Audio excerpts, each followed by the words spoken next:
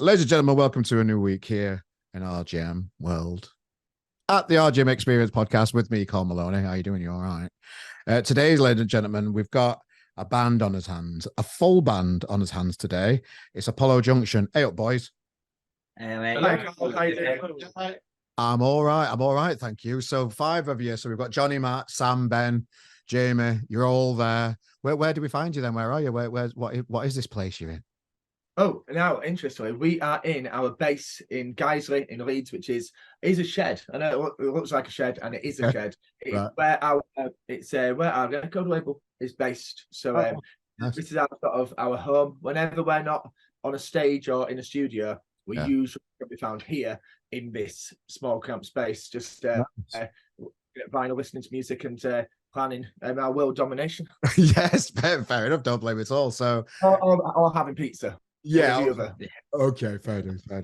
So, fresh from a big, massive gig at Isle of Wight, I'm always fascinated by these big festival gigs that are out there and what goes on behind the scenes and all that kind of stuff. And I'm always searching for that magical dust that I think is out there backstage at festivals. But I always find it hard to when I am backstage at festivals, it's generally just a portaloo and a few sandwiches and maybe even a free beer now and again. But tell me there's magic sprinkled behind backstage at these big festivals, boys. Tell me. You've got sandwiches? I didn't even know about that. I have seen it. I don't know anything about that magic. Okay. I don't know anything about that magic dust either. So okay. No, class. I love it. I love backstage. Isle of Wight's brilliant. The canteen area was brilliant. Where you always see people coming in. I mean, it was a couple of years ago. Who did we see walking in? Tom Jones. The world changes when you've queued up behind Tom Jones for your dinner. Yeah. You go, oh, what's he having? I'll have the same as Tom Jones. What did he have? It was what was it 2 years ago? It was something like pasta bake or something like that. Okay, all right, okay, fair enough. So what did you do? Did you just because I'm fascinated by this, because anybody could walk in at these things behind backstage at a festival. What was it like, being in the same room as Tom Jones? Was it I don't know, you told me. I'm just trying to guess. Well, nowadays it's not unusual. Yeah, okay, fair enough. Here we go. We've been leading you all the way to then saying that. Basically, that's all we've got. It's weird when you do these things, because you do see the other side of it, and you realise that it might be, I don't know, Tim Booth out of James, but he still needs to have his dinner before he goes on stage. And we love it. The backstage part is ace. You sort of see the whole other side. You just realise that it's how much is going on and how much is going on behind the scenes. And we went, like this year, we went from eating our dinner to having a chat with the lottery winners, and then to going over and chatting to Edith Bowman. I know I just keep dropping names, but we were chatting to the lottery winners, then we were chatting to Edith Bowman, then we were chatting to John Giddins, who is like the main guy who booked us. He's like the big boss of Isle of Wight Festival, and he just go, can't every day be like this? It's brilliant. Well, we've had the lottery winners on the podcast a few times, and they're a lot of fun. Aren't they? What were they up to? Can you dish the dirt on what they've been up to? Yeah, they were just moseying about, to be honest. They were just having a little wander backstage. They played on Thursday night in the Big Top, and we were playing on the Friday sort of evening in the Big Top. So we sort of wandered over, and also we first time we'd actually met, but we have sort of chatted online. We sort of follow each other on social media, and with obviously their band that we look up to and respect as amazing songwriters, and obviously things are going so well for them. So we had a little chat with them, but to be honest, we weren't getting up to anything overly exciting, unless they didn't tell us about the exciting thing we were about to do. But they were just having a wander, and we were having a wander, and we sort of bumped into each other. Sure. Did they give you any tips on how to get a #1 album? They said sell lots of records. Right. Okay. Fair enough. Well, we're going to come to your album. The aim's for your new album to chart into it, so we'll come to that in a bit. So I was just wondering, did you have a conversation about that at all with them? Just being nosy. Being honest, what all they said was go for it. It's believe that it can happen, and just give it all you've got to make it happen. And if it happens, fantastic. And if it doesn't, then at least you've given it your best shot. And to be honest, that's kind of how we feel about the whole being in a band as well. You know, I think they're quite similar in the fact that they've been going a while and they've had varying degrees of success, and things have got better for them over the last handful of years. And we've sort of find ourselves in a similar position where things are starting to go really well, but it's all down to self-belief and power of the people who like us and the fans, and it's about being good, but it's about how much support you have and how much people believe in what you're doing, and they're like the ultimate band at doing that, I think. So it was interesting. No, it's really good, and we're going to come to just how well you guys are doing, because you're selling loads of tickets for your tour. You've just sold shitloads of vinyl, pre-order stuff for the new album, that kind of stuff. It's definitely exciting times. But I just want to before we get onto those things, I just want to rewind a little bit and just hang around Isle of Wight for a little bit, because you were you had some. Tell us about your sleeping arrangements for the festival. Can you hear me okay, Neil? Yeah. Yeah. Well, basically, we were obviously they came in quite late, the Isle of Wight, which is a great pleasure to be asked. So obviously, any band would say yeah to play in the Isle of Wight. And then we looked at the ferry, and we just booked like the last ferry. Well, Johnny here just booked it. Then we looked at accommodation, there was none. And because you can only leave your bus at a certain point for so many hours of the day, camping was a bit out of the question for us, only because we'd have to lug equipment here, there, and everywhere. So Jamie put a tweet out. We're going to have to stay somewhere at the Isle of Wight, otherwise, there's a chance we might not even play. And so some guy got in touch with Jamie, didn't he, and put us in touch with his nana. No, it was his mum. It was his mum. It was his mum. Yeah. And what a beautiful little sweet old lady she was. She was just brilliant. So there we are, staying. We're having this rock and roll experience, and at the same time, it's like having your nana by your side. We came off stage, and she said to me, "What time are you home? I've got a curry and slow cooker." Nice. You've just come off Big Top, and it's you get that. It's brilliant. We had a great time. Yeah, she was great. She was class.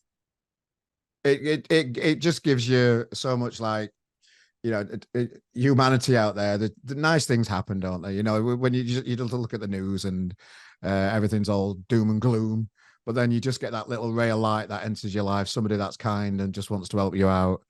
That must have just been heartwarming, really.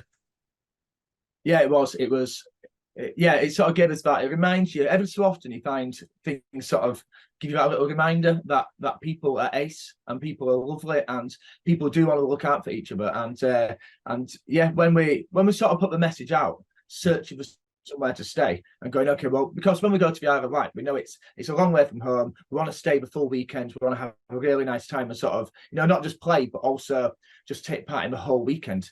So we needed somewhere to stay. And this guy getting in touch and going, do you know what? And at first we were like, well, you're obviously mad, and there's no way this is going to happen. And then suddenly the next thing I was on the phone to his mum, and she's going, yeah, it's fine. Come on, I'll live 5 minutes away from the festival. And I still thought, no, this is mad. It's never going to happen. And then 2 weeks later, we were all sat on her sofa having a coffee and going, obviously ace, let's do it. And they came to the festival and sort of had, they had the whole festival experience, and it was brilliant. It was a really sort of special experience as well. Yeah, because it weren't just you five staying at the house. There was more of you. You've got a bit of a team, haven't you? They put your manager and all that kind of stuff. So it's just to have. How many were there, like, in this house, and how big was the house? 10, no, 9. There's 9 of us. 9 of us. 9 of us in total, and I must admit, when we all piled into her house, bags, obviously a little bit of equipment. The thought did go through my head: what the hell has she let herself in for? But no, as Jamie says, she was so accommodating. They cleared out the house for us. They made beds. They kind of put us up in the lounge, and it was just it was awesome. And like Ben said, we couldn't have done it without them. So I think the tweet that we put out almost said that, didn't it, in some way? Well, like, thanks to Nana, we've been able to do this weekend. So it was really, really nice. So could it have honestly been a case of you might not have been able to play if that wouldn't have happened? We'd have played. but we'd have been sleeping in the van. There's no way we wouldn't have played. We'd have been there, but we'd have been sleeping in a van, and we'd have been, and it wouldn't have been as fun, and we wouldn't have been able to enjoy. Like it's like I don't know. Jamie said we enjoy the actual festival, and one of the things that the lottery winners were doing, they were watching all the other bands, so they came to watch us, didn't they? And that's what we do. You know, we go and support other bands. You know, we'll go to this feeling tent, we'll go to the tents and watch these bands, and that would have just gone. It would have been go play the gig, go home. But a massive part of it's sharing the time with the fans, and we have people who know us now on the Isle of Wight or from Southampton, from Portsmouth. They make the trip over, and you know, one of the things we do, and we're very proud of, is we spend time with our fans, we interact with our fans. Hence why our fans do amazing things for us, and that would have gone. So yeah, it would have been just playing the gig. So we're very grateful. Well, we're deep into festival season now. Glastonbury's just been passed. What did you think of the Arctic Monkeys performance? Sam? Go on, Sam. I thought it was okay. I mean, I've read the review saying it was a bit stale. They played the songs what they did on the tour, and there wasn't much difference. But you know, I thought it was all right. Let's be honest. The only thing you can say about the Arctic Monkeys performance is it wasn't Elton John's performance, was it? Because Elton John was incredible, and you know, that sort of led the way of how you do a festival headline set. And the Arctic Monkeys were all right. You know, it's all right if you want to be all right. You know, but it was okay. It was all right. They've done things their way, and that's just how they play. It is a bit relaxed, and it's not like jumping up and down. It never was at the beginning. What always surprises me how quick people are to moan about stuff in this world, and they only have to just look at a band from their armchair and go straight onto Twitter and just lose the shit. I just find it fascinating that music fans can be so up and down sometimes. It's a weird old world out there, isn't it?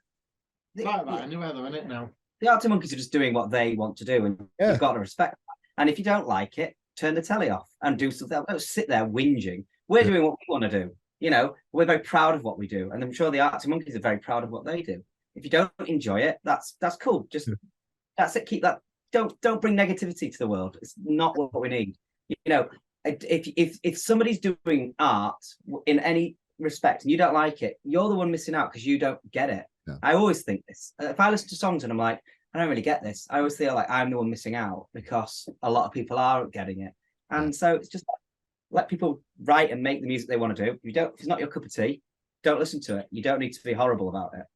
You don't, but people just like to be annoyed by stuff, don't they? Just luckily everyone likes our songs, isn't it? It's like you say, it's at Glastonbury, just like on the TV. Yeah. You can do something else. If you don't want to watch the Arctic Monkeys play, then at Glastonbury there's a million things to do. You can go watch someone on another stage. You can go for a little walk. You can go, you know, get mad. It's up to you. And if you sat at home, then turn it over to BBC Two and watch the snooker, or turn it over to ITV and watch something else. You know, it's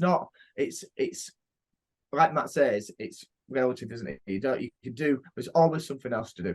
Yeah, I'm just always fascinated by how people can just lose the shit over just watching a band on telly and think people give a shit about their opinion. It's just my little thing.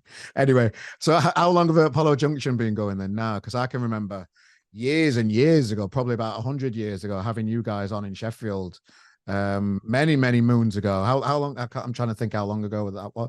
Don't think about that. Funnily enough, that was 100 years ago. Yeah. Laurel and I were just breaking through. Do you know what? We've been going for probably about 10 years, just over 10 years. You know, our third album's coming out later in the year, so it's you know, we have been around the houses and we've played a lot of gigs to hardly anybody. You know, we know what it's like to have done the circuit and done the circuit again and played to know, done all these things. We've seen it. We've watched bands come and go. We've watched the next big thing come and the next big thing go. And you know, we just continued, same lineup, same 5-piece band, same band doing what we like doing.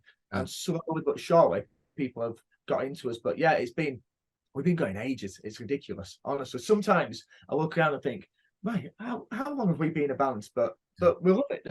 You know, don't we?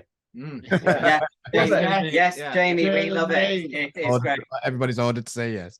So, well, you know, what I think about, you know, there's always been a determination from you guys to, you know, to continue and work through all the challenges that come up in this music industry, and you know it's always been there from the beginning that you guys are taking this seriously. You know, you've had certain like looks, and you've thought about the image of the band, and you've over the years you've developed that and tried loads of things out as well, which I've enjoyed as part of your journey. Yeah, I think that's fair. I think that's part of it for us. We were trying to work out what we were. And then eventually we did, and then I think one of the things that we really focused on was our fan base. So I think we were writing good songs. I don't think that's never been in doubt, but it was actually getting them out there for people to listen to, and it was cracking into that area that has broken us really and made this sort of like go because we do interact with our fans, and we do that, and loads of bands are standoffish, and you always talk about it, don't you, Jamie? Like, yeah, I think the scene's changed. I think a lot of bands still think it's like it used to be, where bands we didn't have to have that interaction. You know, we didn't have to have that. But now with the changing world of social media, the fans and the people who follow us, you know, almost feel like they part of the experience, be part of the band, and be part of they call it like themselves, like the AJ family. And I love that idea. You know, it's because we are. So if someone takes the time to send us a message on Twitter or Facebook or whatever, and you know, we take the time to send a reply back, because why wouldn't we? You know, that's the nice thing to do, and we need them as much as hopefully they need us. So it's about building that, and I do think it probably took us a bit of time to work that out a little bit. Because not just because we've been a band a while, and we sort of eventually went, actually, there's something really special about this, something really special about what we're building, and the fact that people feel so a part of it. And since the idea almost dawned on us and we realised how important it was, things have continued just to go far quicker and to grow and grow.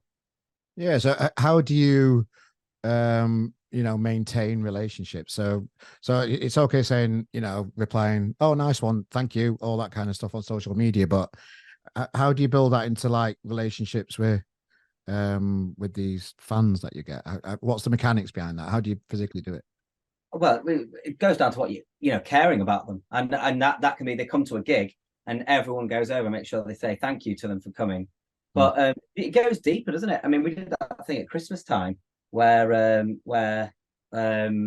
we realised that there's certain people coming to our gigs who've gone through things and have had bad times and good times, and find a lot of like belonging in our lyrics and in what we're singing about, because we're singing about those sort of things. And so one of the things we did was we made sure that we called anyone who wanted calling on Christmas Day, if there's anyone who's spending Christmas on their own, because what we find is a lot of people have come to gigs on their own because they feel safe at our gigs, which is amazing. And then those people have formed a bit of a group, which is incredible.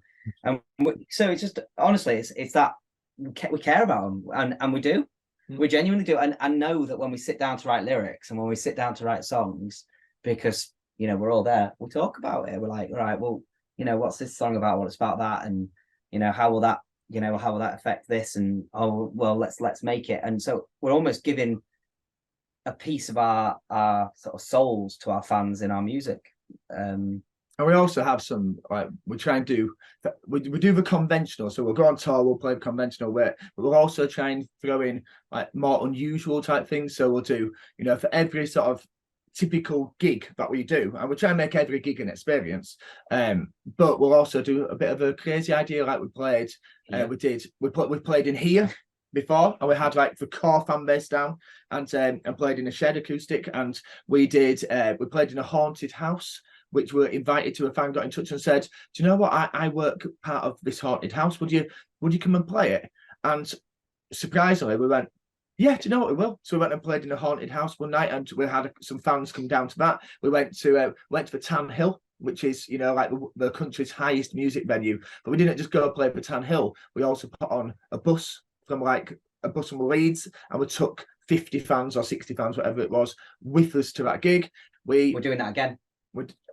Blackpool. On October the Oh, 28th, when I know we're going to come onto the tour, but when we're playing Blackpool at the Bootleg Social, if you go on our website, you can book to get on the bus to Blackpool, can't you? So we're going to also do. It's not just a case of coming to a gig. It's we will put you on a bus at 10 o'clock in the morning. Come to Blackpool, spend the day. By the time the next time, and afterwards you can get back on the bus and go home. But hopefully we do it in. I don't think other bands do it like we do it. You know, we do these. You know, like I say, we have unusual and bit sort of crazy, wacky ideas, but we love it. You know, we love coming up with it. And it's Mick, the guy who owns the label, the guy who sort of lets us in his shed. He has a lot of mad ideas and a lot of the ideas of going, do you know what? Have you thought about going and playing there? And we could do this and we could do that. And we go, okay. Like he made us play in where did we play in Kirkstall? We played we did a brewery tour. Oh yeah, all right, okay, fair enough. That's never going to be a bad idea, is it? Well, I'll tell you what, we were in York recently doing a gig in York at a record shop, and we were just having a beer by the river. Nice little plug there, yeah. But we were by the river having a beer, and this big boat came across, carrying people, and we could just see Mick looking at it, and we're thinking, oh no, we're going to be playing on that boat. It's great though. Yeah, no, I love it. So do you think you're a stronger band for having all those years behind you and just grafting and just doing the circuit, you know, just playing as many gigs as you can and, you know, just starting to, you know, break through now? Do you think it's made you a stronger humans and band? Yeah, I think it has. I think we're a lot older as well, you know, obviously 10 years in the game. And I think our music... Tell me about it. Our music's become a lot more mature. You know, we were talking about it earlier tonight. You know, the journey from our first record to where we are now, and the stuff that we're writing for the fourth album already is just, you know, just shows the kind of journey that we've been on as a band. And yeah, we've grafted hard. As Jamie said, we played to nobody. We played to the Isle of Wight to thousands of people. You know, we go into every gig like, you know, like it's our last gig we're ever going to do. So yeah. And we're you know, the friendship. What, you know, like in 10 years, what have you been through? You know, like, and we've been through experiences. Yeah, so much. Not just in the band, outside of the band. You know, we supported each other at our highest, but we've also been there for each other at our lowest, and that's mega, and so that does unite you, and that's a bond that that can never go. And it is unusual. It's the same 5 people, the same 5 faces. We've had no changeover, no sort of going, okay, well, that person's gone off there, that person. It is unusual. And the fact that we are so solid in what we do, you know, I think that shows just that bond that we must have. But like we always say it, but we are just like a family now. We are a solid family. We spend more time together than we do with members of a family. It's crazy. We are just such a solid unit. It's this. It is very strange that it's the same lineup. It must have been close to somebody dropping a bollock. Yeah, we keep. I'm just digging for something. I don't think in the 10 years that we've been a band, we've had like obviously little falling and things like that, but I don't think we've ever had a major fallout. Like I can't recall. We all bring it back to if we ever have an argument, a bickerment, we've always got the same common goal, which is follow Junction. So if we'll bicker, it might be over a record like, oh, can we take out that outro? You know, and we might argue about stuff like that, but we've got the same common goal, so it's like the benefit of the band. We've got the common goal and the same common fear. And the scariest thought in the world is it come to a Saturday night and us put on the Isle of Wight and think, we're not there and we never will be there again. It's over. And that is hauntingly scary. I was thinking that sounds brilliant. As easy as that. But, you know, you go back to what you said right at the start, all that magic and all that jazz.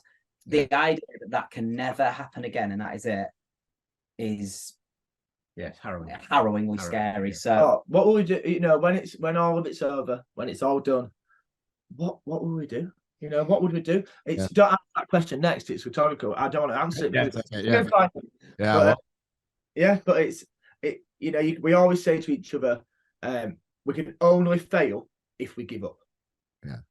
We can only not get where we want to be if we stop and just give it all up. You know, it's, you know, what's the saying? Do what you can't. So Nice. Yeah, no, that's a great saying. So where do you feel Apollo Junction are now within the industry? Where do you feel you sit right now in the grand scheme of it all? In a shed.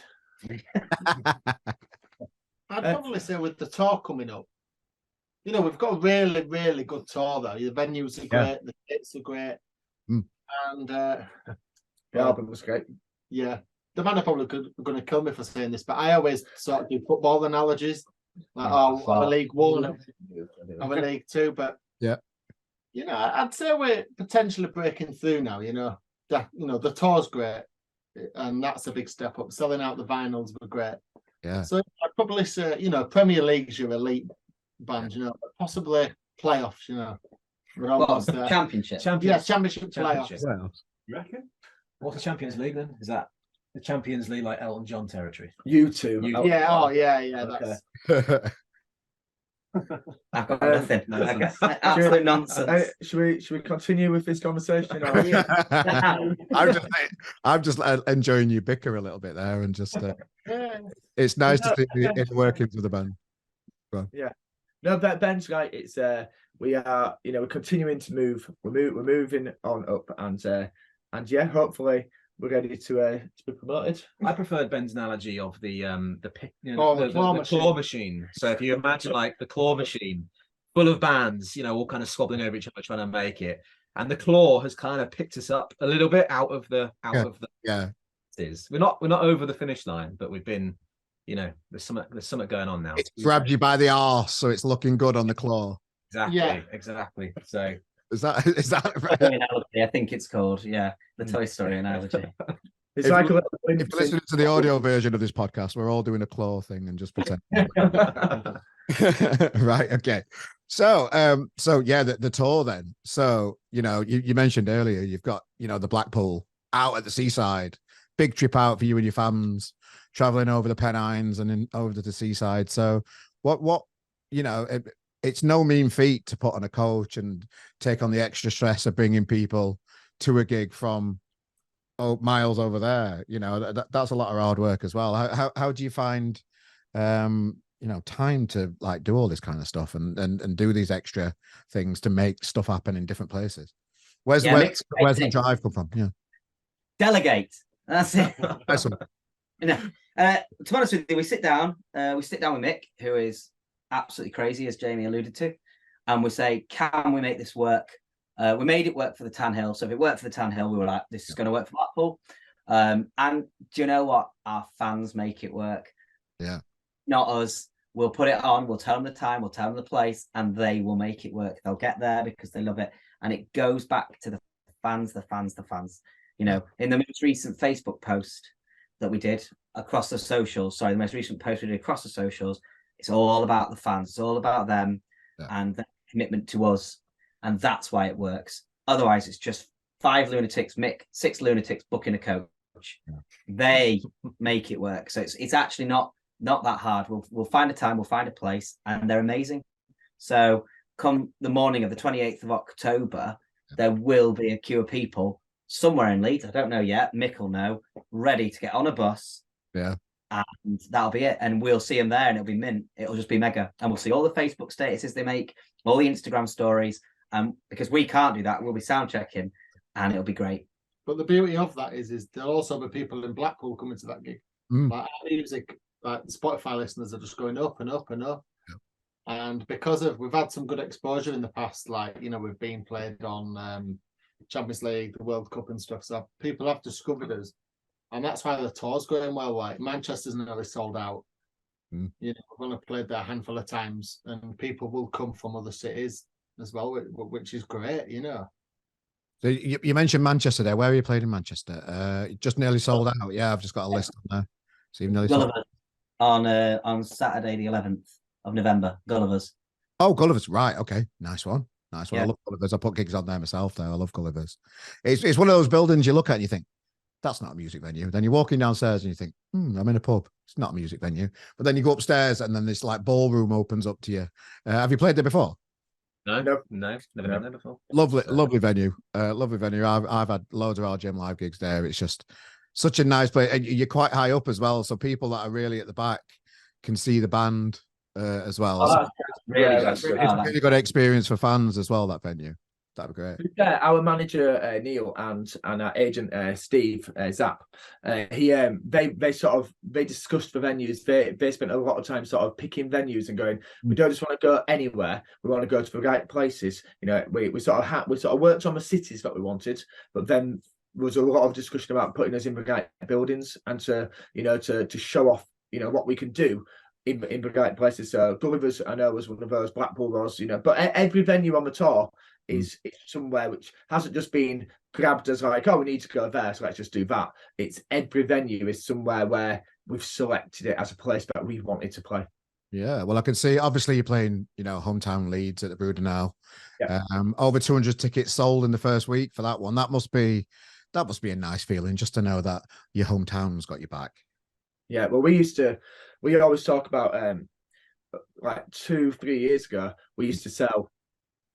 We announced a gig in Leeds, and after a few months, we were on something like 48 tickets or something daft like that. And we were going, oh my goodness, what are we going to do? We're not shifting tickets. It's not, this is our hometown. These are the ones where even the people we know aren't bothering to go, and slowly but surely it's all turned around. So now we announced hometown and we shift, hundreds of tickets. And by the time we go, like Brudenell is a venue that we've been waiting to play. It's been on the list, and we've been, I don't want to say scared of the place, but it's such a legendary historical place for the bands to play at home.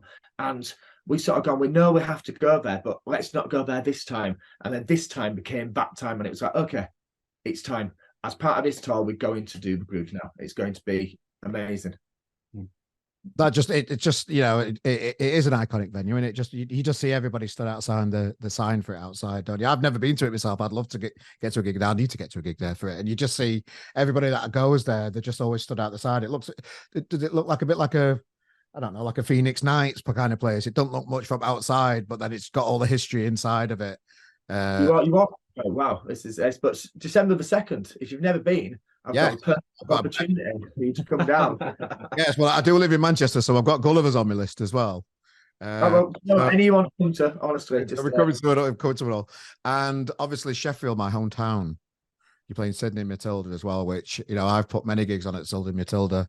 Lovely venue in Sheffield. Great sound, great environment for people.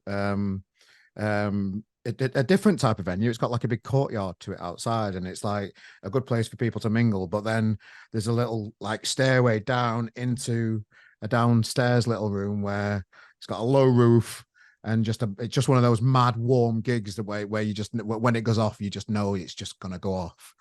So how do you feel about your return to Sheffield? Yeah, very much excited to do it. I mean, you probably saw our first gig in Sheffield. You put us on, didn't you? Was that? That was Mulberry Tavern. Yeah. Come a long way since then. That's not there anymore. Is it not? No, not as a music venue. I don't think. Anyway, I might be wrong. I don't know. We've played in Sheffield now quite a few times. It's a great city. It's a fantastic city for music, and we really want. The fans in Sheffield are great, and everyone seems really friendly, and we just want to make it. We just want to really break it in Sheffield, if I'm completely honest. Well, I'm coming to see you on, because we're not far off tram lines now. I'm coming to see you. You're headlining the Crystal Stage, the amazing Crystal Stage in Sheffield on the Sunday, I believe, is it? You're headlining that too? We're doing a festival, Forest Festival in Ireland on the Saturday. We're going over on the Friday, so we're going to Ireland. First time in Ireland as well, playing this festival. There's loads of bands on, like James and Suede and bands that we love. And then we're coming back over sort of through the night and coming to headline the Crystal Stage at Tramlines, obviously, on the Sunday. So that weekend is going to be ace. It's going to be brilliant. I'm staying over. I get there Thursday and I go back Monday. And Saturday is when I start like, oh, this is hard work. As a man of a certain age, just like, because I like to have a drink and that, so and hangovers are getting even worse these days. But I managed to do really well at enjoying myself for 4 days solid, and I can't wait for you to finish off my weekend, because that's what I'll be doing, watching you guys. Can't think of a better tonic, to be honest with you. Oh, that's really good. I'm gonna grab a beer when we're there, and that'll be. That'd be nice. Yeah, and you're not just playing England, of course. Scotland, big journey up Scotland. How do you find it? How do you find like finding pocket of fans? You know, not just in the north, what we're talking about. You know, Scotland, a different country. How do you find engaging with fans that far away? Yeah, well, I guess it's kind of unbelievable. We've never actually played in Scotland, but somehow we've managed to get a fan base up there. So yeah, thanks guys for that. So yeah, when is it? Glasgow? Is it November the 4th? 4th. Yeah, Saturday. Yeah, so no, so it's going to be great. Get up to Glasgow, have a day out on the weekend. You know, be cool. But also, like, you know, it's not just the north. We've also got fans down in the south. So you know, fingers crossed there might be an announcement maybe next year about a bit of a southern tour. But you know, we were kind of aiming to get, you know, not just Yorkshire. No, we want to be, you know, national, and that's the way to do it. Really, get out on the gig circuit. Well, 40 tickets sold really quickly for Scotland, I hear. So, you know, that must be nice just to, and Glasgow as well. They're well known for, you know, being really good, you know, just mad crowds in Scotland, I hear. So why do you think it's like spread that far up? Why do you think just think, oh, I've seen what's going on down here. I've heard you want to tell you a bit. Your Spotify's growing. Do you think the algorithms are helping you up there? I suppose. I don't know. I believe in our songs. I know that sounds a bit. Yeah. I know that sounds a bit arrogant, but I think, you know, I've always believed if we can get people to listen and watch us live, then that, you know, just builds. And Scotland's ace as a place in terms of getting behind bands. And if you've got a loyal fan base in Scotland, you've got a loyal fan base forever. I mean, you went to go see Oasis in Scotland, didn't you? And didn't you? Yeah. I mean, like back in the day, and you said it was just off the chart, like good. You know, like Scotland's an amazing place. We've been getting messages for a while on social media from people in Scotland saying, "When are you coming to Scotland? When are you going to come and play in Scotland?" I almost attempted an accent then, and I stopped myself. But we've been getting messages for a while saying, and we knew we needed to go, but the worry always is that if you're going to go somewhere, like you say, so far away, that you're going to find out about, people wanted you to go, but there was only 4 people that wanted you to go. Yeah. But luckily, when we announced it, within a handful of days, we'd gone sort of over 50 tickets. You know, it's our first. The tour's been on sale a couple of weeks, and our numbers that sort of keep coming back have been, you know, more than anything we've ever done before for every city that we're going to. So it's exciting times, and it's a good time to get tickets. So. Well, there might not be many left by the time the podcast comes out anyway. So if anybody's hovering over the link that's in the description of this podcast for tickets for the tour, what would you say to those people to tell them to press? How would you get them to press the button? Stop hovering. And do you know what? Come and see us, because genuinely we are, you know, we are. I know we talk about our own band, but we're a good live band. You know, we are. You know, when people see us, people come back. There's a reason why we've got the people come back, and people who have seen us before, who have booked every date on the tour to come from, because when you see us, there's something magical. To go back to what we were saying at the start, there's something magical about what we do, and we want more people to experience it. So if there's any fence sitters going, should I go see them or should I go watch so, you know, then obviously you should go see both and support live music. But if you're picking one, come and see us. You know, give us a chance. We've got the songs. We'd love to show you what we can do. Well, it will sell out. You know, we are very confident the tour's going to sell out. Yeah. So if you are hovering, quick. And we're going to make sure every gig is its own venue. Yeah, its own venue, its own show. Thank you. Like, we're not going to do that thing where we're going to go play the same set. We're not doing that. That's not going to happen. So if you don't come to one, you know, you're going to come to a different one. It's going to be a different show, all equally as brilliant. Well, you know, it only goes to show, you know, you put your pre-order for your album out there. It's the 3rd album.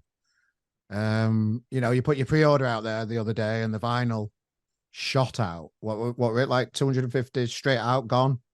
350 in an hour, so 350. Wow. In 45 minutes. 45 minutes. So that was the bloodish. That's a blood. Yeah, we've got other. Obviously, our own edition of the albums, there's all sorts going on, but the Blood Records got in touch, and obviously they're such a cool like label to work with. We've done so many like huge things, like from James to Liam Gallagher to all the huge acts are doing editions with them now, and they got in touch, and we were like, oh, okay, that sounds ace. And then they sent us over what it would look like, and it looked gorgeous. And then our manager Niels went, okay, well, we want to do like 350 copies. We were like, okay, let's see how that goes.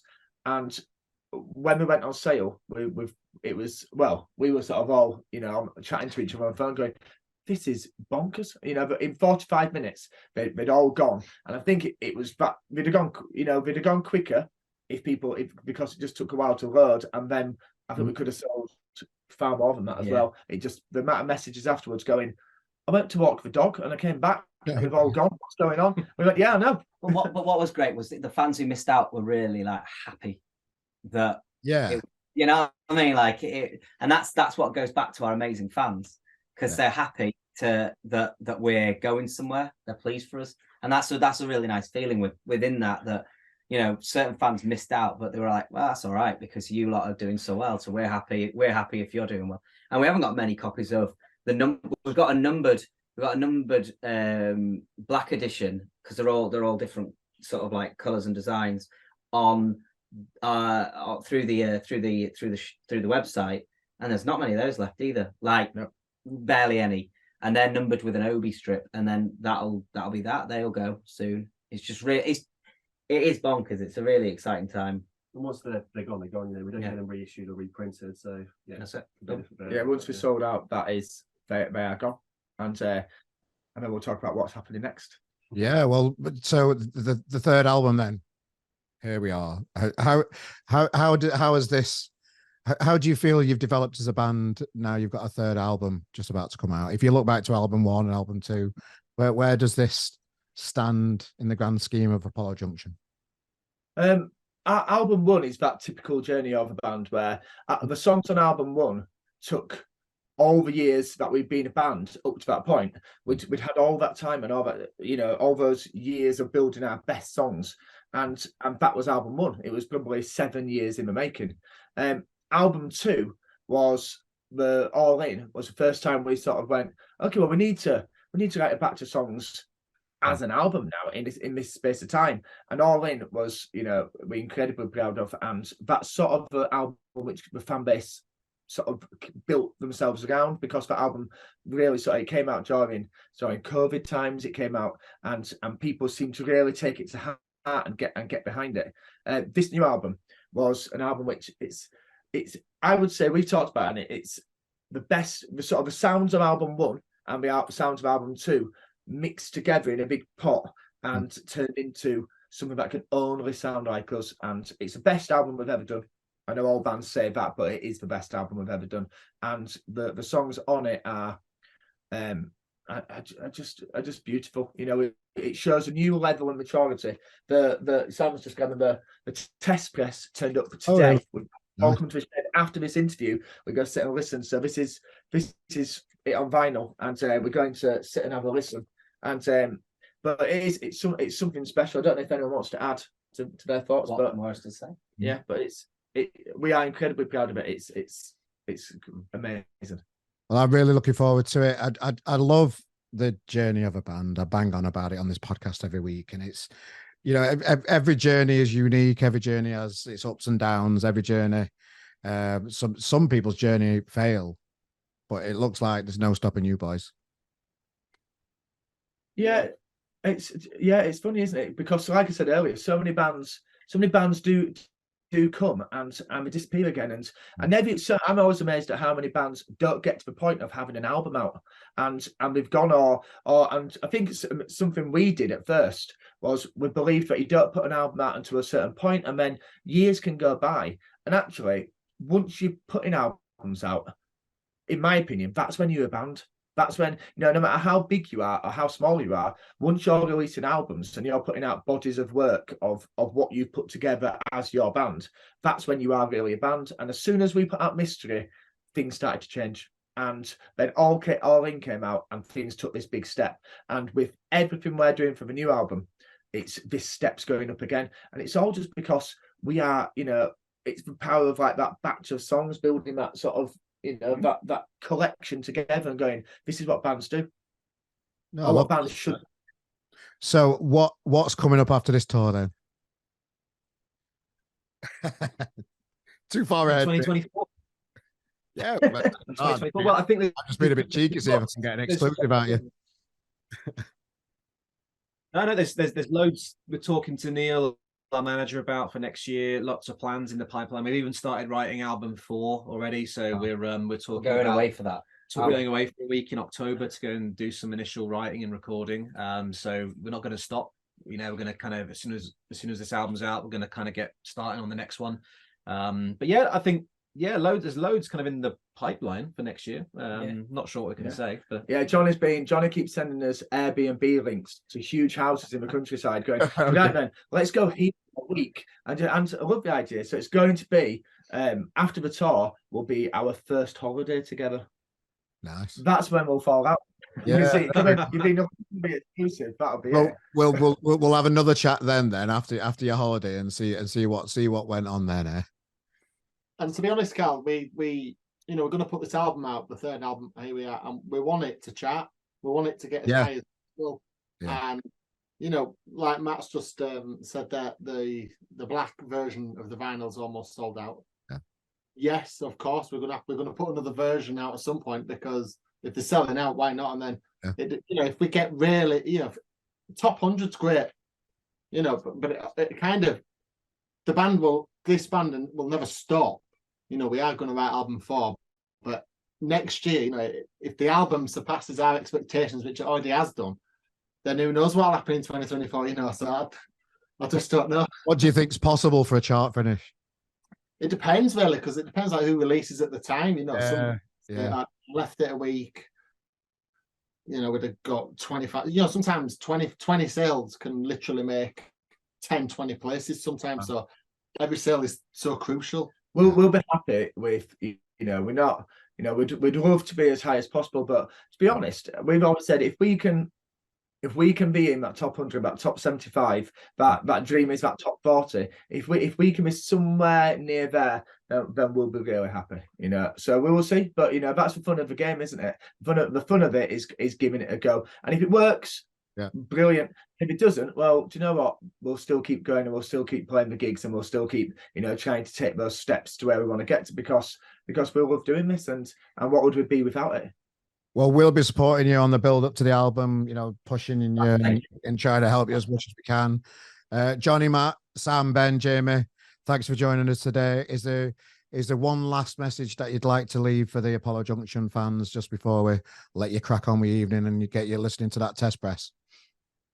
Well, I suppose the typical one is do you know what, we are nothing without those people. We are just a little band from Leeds, and I always say this, but we are just a little band from Leeds who just have a few songs, and anyone who supports us, anyone who's getting behind us, anyone who just is enjoying what we do, thank you, and let's keep it going, because it's about being together and seeing where we can get to. But welcome to the ride. It's a lot of fun. Nice one, lads. So enjoy your evening. Crack on that. Cheers, Jav. Out the album. Lovely to see you. Just smashing it, boys, and keep grafting. It's a lovely thing to watch. And thanks for joining us tonight. Have a good night. See you in Sheffield. Cheers for all the support, mate. Thanks for all the support.